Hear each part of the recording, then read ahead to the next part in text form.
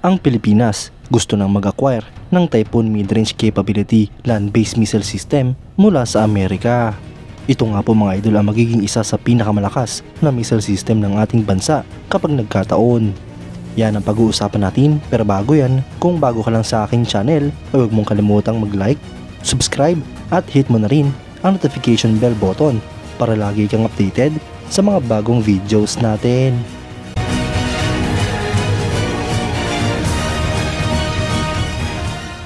Mga idol, mukhang seryoso na nga po ang AFP dahil sila ay nagpahayag ng interes na mag-procure ng US Typhoon mid-range capability land-based missile system. Ngunit ito nga po mga idol ay nakabase sa approval ng Estados Unidos at gayon din sa availability ng pondo sa ating bansa. Ngunit ayon kay US President-elect Donald Trump ay sinabi nito noon pang unang termino niya na hanggat nagbabayad ng customer ay masaya nga po nilang i-approve ang pagbenta ng mga defense assets sa mga kalyado nitong bansa tulad ng Pilipinas. At base nga po sa tugon ng China ay nangangahulugan lamang na ang acquisition ng mid-range capability missile system tulad ng Typhoon MRC missile system ay tamang desisyon lamang ng Pilipinas. Patuloy pa nga rin pong sinisisi ng China ang iba't ibang mga bansa bukod sa kanyang sarili. Alam naman nga po natin na China nag-uumpisa ng lahat at nagpapataas ng tensyon sa West Philippine Sea, gayon din ang pagde-deploy at pag-increase ng nuclear at ballistic missile capabilities ng kanilang bansa. At dahil nga po dito mga idol ay nagka-interes ang Pilipinas na mag-acquire ng mga medium range capability missile system. Noon pa nga po mga idol ay dineploy na sa Pilipinas ng US Army ang kanilang Typhoon missile system at ang Philippine Army naman ay nagkaroon ng interes na magkaroon din ng sariling Typhoon MRC. Ang Horizon 3 mga idol ay nananawagan para sa ilang batteries ng land-based missile system na kayang i-strike ang aggressive neighbors tulad ng China.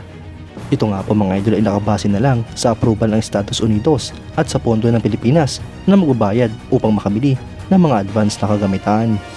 Ang Typhoon mga idol o mas kilala sa tawag na Strategic Mid-Range Fire System ay isang United States Army Transporter Erector Launcher para sa standard na SM-6 at Tomahawk missiles.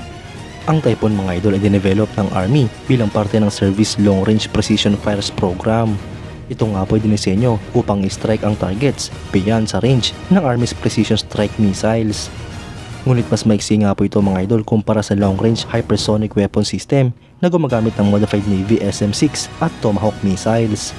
Ang US Army mga idol ay orihinal na nagplano ng unang SMRF battery noong 4th quarter ng 2023.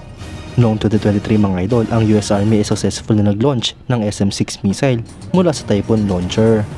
Sinundan naman nga po ito ng successful na launch ng Tomahawk missile mula sa Typhoon launcher na inassign sa 1st MDTF noong June 27, 2023. Nito naman nga pong 2024, ang US Army ay operationally dinedevelop ang Typhoon batteries mula sa 1st MDTF para sa Pilipinas. Ang battery ito mga idol ay dineploy mula sa Joint Base Lewis McChord via US Air Force C-17 Globemaster. Dineploy nga po ito sa unidentified airfield sa Northern Luzon para sa Salaknib 2024 Joint Military Exercises.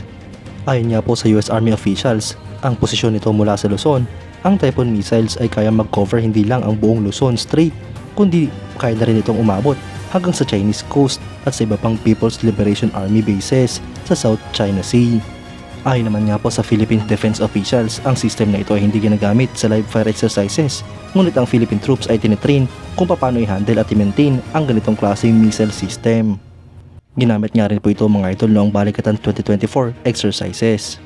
Mga idol, isang magandang opportunity nga po para sa Pilipinas ang magkaroon ng mid-range capability missile system sa hinaharap.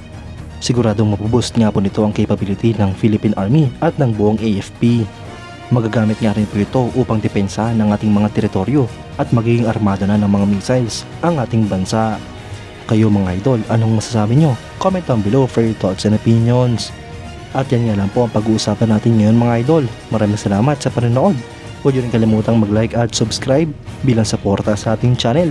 Mabuhay kayo mga idol!